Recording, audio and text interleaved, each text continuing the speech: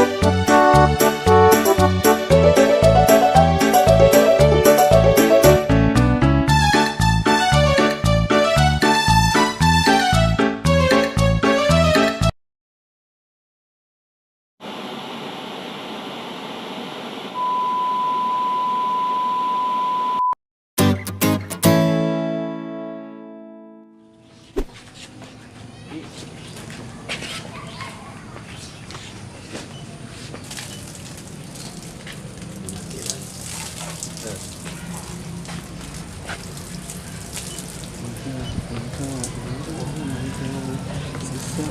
ditinggal nyawa, anak istri setia. Nah teman-teman, dari contoh yang baru saja kita saksikan, kira-kira apa ya yang dimaksud dengan teks prosedur? Jadi, teks prosedur adalah teks yang berisi langkah-langkah atau tahapan yang harus dilakukan untuk mencapai suatu tujuan tertentu. Nah, di dalam teks prosedur itu biasanya terdapat tulisan yang mengandung cara, tips, atau tutorial melakukan langkah tertentu. Jadi di dalam teks prosedur itu terdapat kata imperatif atau kata perintah untuk melakukan apa yang dibahas pada teks agar pembaca melakukan apa yang diperintahkan pada isi teks tersebut. Jadi, pada teks prosedur, isi dan tulisannya selalu berhubungan dari awal hingga akhir. Dan di setiap isinya terdapat keterangan-keterangan agar mudah dipahami oleh pembaca.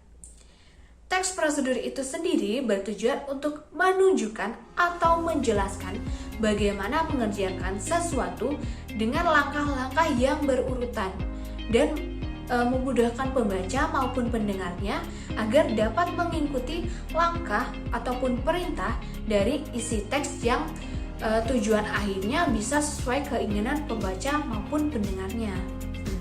Adapun untuk ciri umum teks prosedur yaitu terdiri dari 4. Yang pertama, adanya tujuan tertentu. Yang kedua, berisi langkah-langkah melakukan atau membuat sesuatu. Yang ketiga, menggunakan kriteria atau batasan tertentu. Dan yang terakhir adalah berisi langkah yang terperinci secara runtut. Selanjutnya, ada ciri kebahasan teks prosedur. Yang pertama, teks prosedur itu mempunyai ciri kebahasan yaitu menggunakan konjungsi temporal atau kata hubung yang menerangkan hubungan waktu dari dua hal atau peristiwa yang berbeda. Jadi kata ini itu termasuk kata hubung yang erat berkaitan dengan waktu. Contohnya, selanjutnya, berikutnya, kemudian, lalu, setelah itu, dan lain sebagainya. Yang kedua adalah kalimat perintah atau kata kerja imperatif. Kalimat imperatif adalah kalimat yang di dalamnya mengandung perintah. Biasanya kalimat ini digunakan untuk meminta atau melarang seseorang untuk dan tidak melakukan sesuatu hal. Contohnya, masukkan air ke dalam panci. Kemudian ada lagi contoh, jangan menggunakan gula terlalu berlebihan. Selanjutnya, ciri yang ketiga adalah kalimat aktif dan kalimat pasif. Apa itu kalimat aktif? Kalimat aktif adalah kalimat yang subjeknya menjadi pelaku dari sebuah pekerjaan ataupun kejadian. Sedangkan kalimat pasif merupakan kalimat yang subjeknya dikenai suatu perbuatan berupa predikat atau objek. Jadi biasanya menggunakan imbuhan di, ter, ataupun akhiran kan pada kata kerjanya. Untuk contoh kalimat aktif sendiri, itu terdapat pada kalimat kalian masukkan panci ke dalam air. Kata memasukkan adalah kata yang merupakan kata kerja aktif. Nah, kemudian pada kalimat pasif, contohnya api dinyalakan terlebih dahulu. Kata kerjanya adalah dinyalakan karena mendapat imbuhan di. Ciri kebahasan yang terakhir yaitu kata keterangan ukuran atau kata keterangan ukuran ini biasanya menggunakan waktu, berat, panjang, ataupun ukuran lainnya sesuai dengan teks tersebut. Pembahasan selanjutnya yaitu jenis-jenis teks prosedur. Teks prosedur memiliki jenis-jenis sendiri, yaitu yang pertama berdasarkan isinya dan yang kedua berdasarkan tujuannya. Yang pertama, jenis teks prosedur berdasarkan isinya itu meliputi teks prosedur sederhana, teks prosedur kompleks, dan teks prosedur protokol. Nah, mari kita pahami ketiga jenis teks prosedur yang berdasarkan isinya tersebut. Dari teks prosedur yang pertama yaitu teks prosedur sederhana.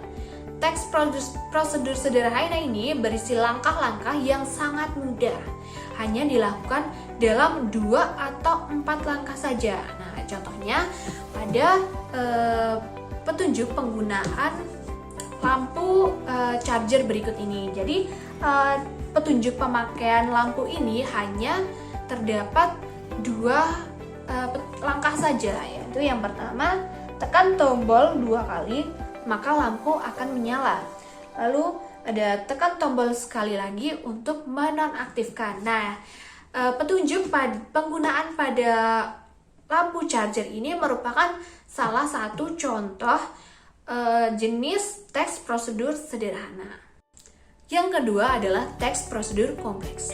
Ini sudah termasuk teks yang cukup rumit karena di dalamnya berisi banyak langkah yang harus dilakukan.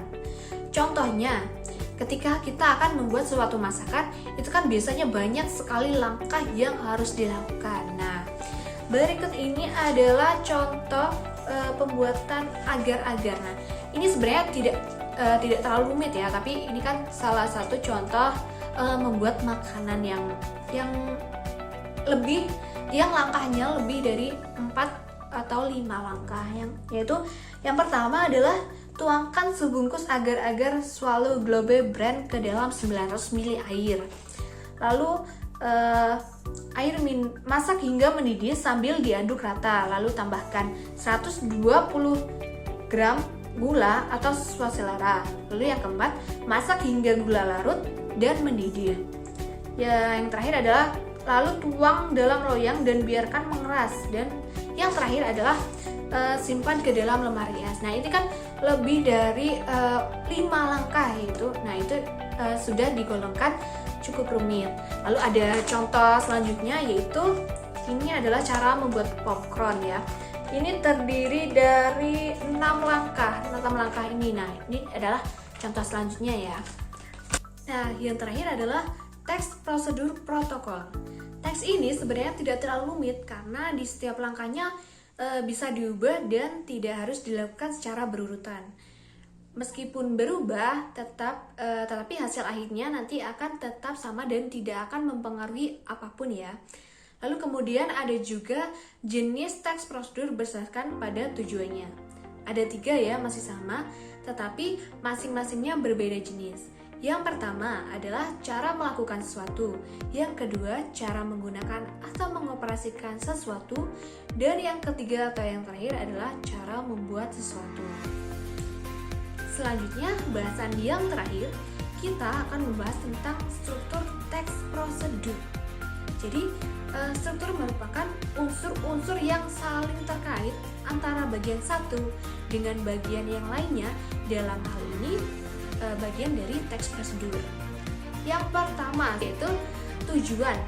Pada tujuan, teks prosedur adalah penulis mengungkapkan pengantar umum sebagai penanda apa yang akan dibuat, dilakukan, dan motivasi dalam melakukannya. Nah, berikut ini adalah contohnya. Lalu yang kedua adalah materi. Bagian ini terdapat materi atau alat dan bahan yang akan dibutuhkan. Jadi, jika teks prosedur tentang makanan, maka pada bagian ini berisi rincian bahan atau alat yang akan digunakan dalam ukuran yang akurat. Jadi, struktur yang kedua ini bersifat fleksibel, itu bisa digunakan atau tidak bergantung pada jenis prosedur yang akan dibuat. Lalu yang terakhir adalah langkah-langkah. Jadi, langkah-langkah ini merupakan inti yang akan dibahas, yaitu berisi langkah-langkah untuk melakukan sesuatu dengan urut secara bertahap. Nah, itu tadi adalah materi mengenai teks prosedur yang kita bahas hari ini. Nah, bagaimana teman-teman semuanya? Apakah telah mengerti dan memahami apa yang kita bahas pada hari ini, ataukah ada yang masih kalian ingin ditanyakan? Jadi kesimpulannya pada materi ini, ciri-ciri teks prosedur adalah berisi langkah-langkah, bersifat informatif, dijelaskan secara terperinci, bersifat objektif, kalimat jelas, singkat, dan logis. Yang keenam, terdapat langkah, berkelanjutan disertai dengan penjelasan, dan yang ketujuh adalah bersifat universal. Nah, teman-teman, materi tentang teks prosedur telah kita bahas hari ini. Nah, apakah kalian sudah mengerti atau masih ada yang ingin ditanyakan? Jika ada yang ingin ditanyakan, bertanya-tanya kan kalian bisa menanyakan melalui kolom komentar ataupun melalui grup WhatsApp ya. Nanti pasti akan dibalas atau dijawab.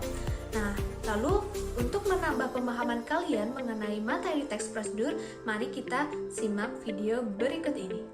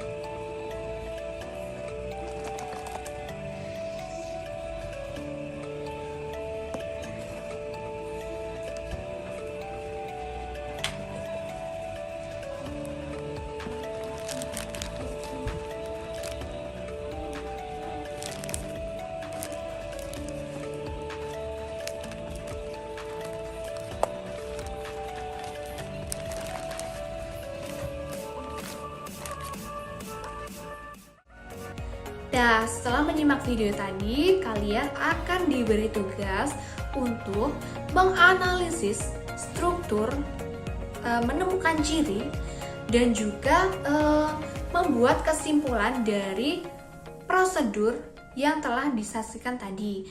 Nah, tugas tersebut dikumpulkan pada hari Rabu esok.